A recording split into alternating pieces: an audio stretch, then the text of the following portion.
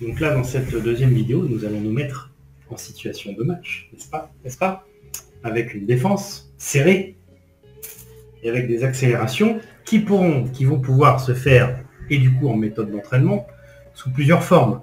Première possibilité, je vais déjà y aller avec le même joueur. Tout droit. Il y a lui, il y a lui, il y a celui-là, qui potentiellement peuvent prendre la balle, mais j'y vais avec le même. Alors, la position du corps est importante, oui, parce que, d'une manière générale, d'ailleurs, comme au billard, si je suis en recul, je ne vais jamais avoir le temps d'avancer et aller vers le but.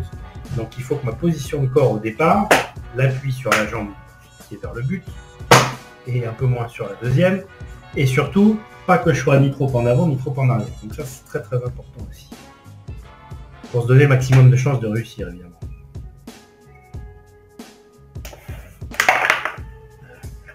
Le crossbar. Pas c'était bonne, mais... Voilà, donc on va répéter ce genre de situation, bien sûr, plusieurs fois. Là, elle est dedans, par contre.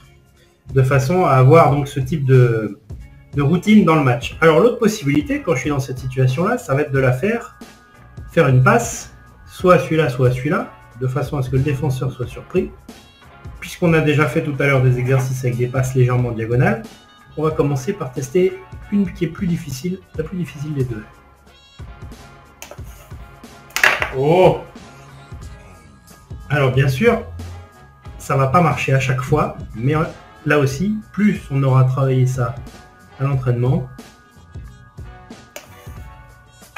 et plus on se donne la possibilité de le réussir dans le match.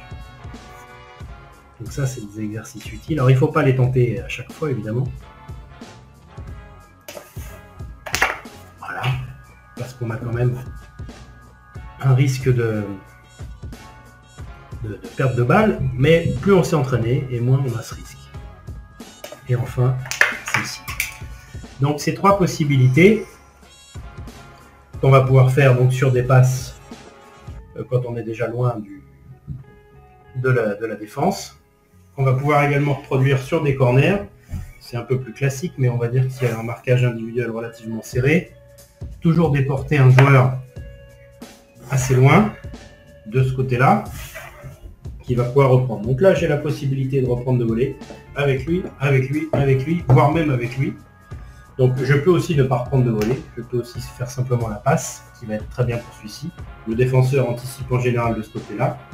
Si la passe est bien réussie, là j'ai le tir direct. Ou le contrôle, mais on est déjà très proche de la surface, il vaut mieux tirer. Donc ça c'est une première possibilité. La deuxième, c'est de se faire la reprise, que je rate en parlant. Peut-être sans parler, ça sera plus facile. Non, même pas. Plus tard en jeu de toute façon. Je crois que tu remontes ton joueur là. Oui, là je l'ai pas remonté. Voilà. Donc on peut la reprendre avec lui. On peut la reprendre également.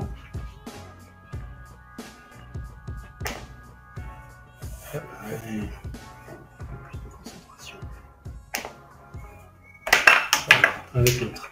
Donc de multiples possibilités, de l'entraînement, de la concentration, et encore une fois, on va tester ça X fois à la suite. Roll. De façon à ce que on optimise les chances de réussite dans le match. Des fautes. Par ailleurs, je touchais mon joueur. Donc de façon à ce que, quelle que soit la position sur corner, même quand on a un marquage très serré, on va pouvoir la passer de l'autre côté et se mettre en position de shot avec les passes qu'on a faites tout à l'heure. Donc l'accélération, le corner. L'autre chose importante, c'est pouvoir se créer des opportunités de tir en contrôlant dans ce sens-là et en tirant sans faire le tour. Très très important ça. Voilà, de façon à ce que on ne laisse pas la possibilité au défenseur de faire le coup de défense supplémentaire qui va permettre d'avoir un tir contré, qui va lui permettre d'avoir un tir contré. Donc, pour empêcher le tir contré, il va falloir s'entraîner à faire ce type d'action où je suis comme ça et je tire dans la foulée. Donc une fois, deux fois, 10 fois, voilà, but.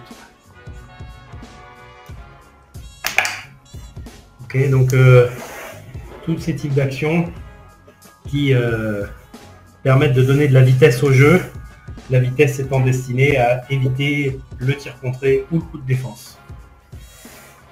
On viendra dans une troisième session sur les tirs en eux-mêmes, les entraînements pour les tirs et la mise en position de tir.